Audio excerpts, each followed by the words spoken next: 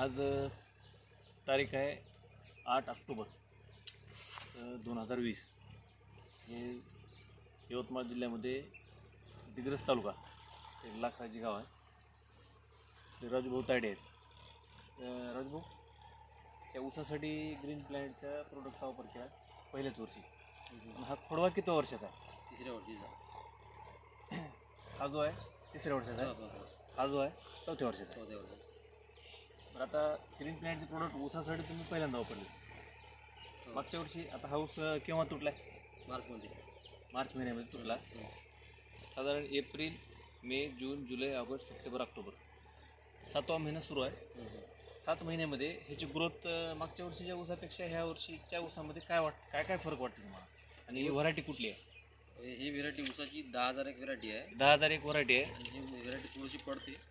हां, पडल्यामुळे नाजूक आहे, नाजूक आहे समजा. आणि पण समजा ग्रोथ चांगली आहे तर 7, साडेसात, 8 पण समजा आपली.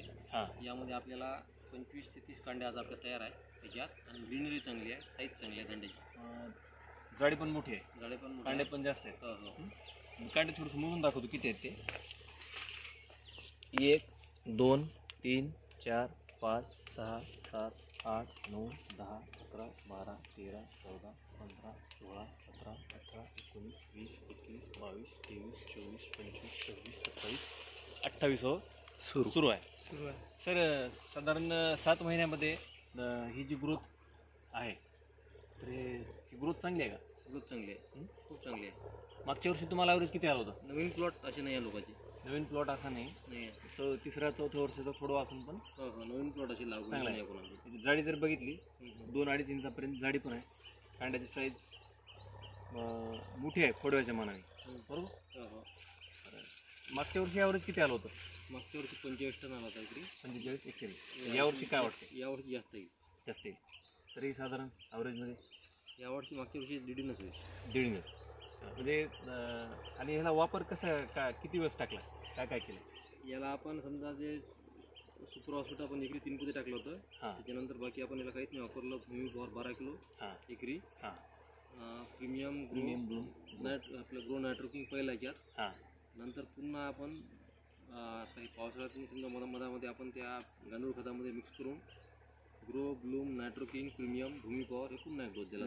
गांडूळ खतामध्ये मिक्स करून ह्याचा वापर केला. आणि पाण्यामध्ये ज्यावेळेस उन्हाळ्यात आपलं पाणी चालू होतं त्यावेळेस आपण ते स्लरीतून घांचीतून जीवामृत सोबत आपण 2-2 चिमणी औषधं सोडत जाऊ. म्हणजे साधारण 4 डोसेस झाले. हो. बाकी रासायनिक आपण काहीच नाही वापरलेलं. 4 डोसेसचा खर्च सर आतापर्यंत 6-7 हजार रुपये. ऊस किती एकर आहे? आपलं 1.5 बाउंड झालं काय 2. वापर करून समाधान आहे. आता थोडंसं एक्स्ट्रा विचारतो. आपल्याकडे सोयाबीनसाठी पण तुम्ही वापरले. गेल्या वर्षी चण्यापासून वापर सुरू आहे. यावर्षी इतर ह्या परिसरातल्या इतर शेतकऱ्यांचं सोयाबीनचं ॲव्हरेज आणि आपलं ॲव्हरेज काय फरक आहे? थोडंसं 1 मिनटं सांगा.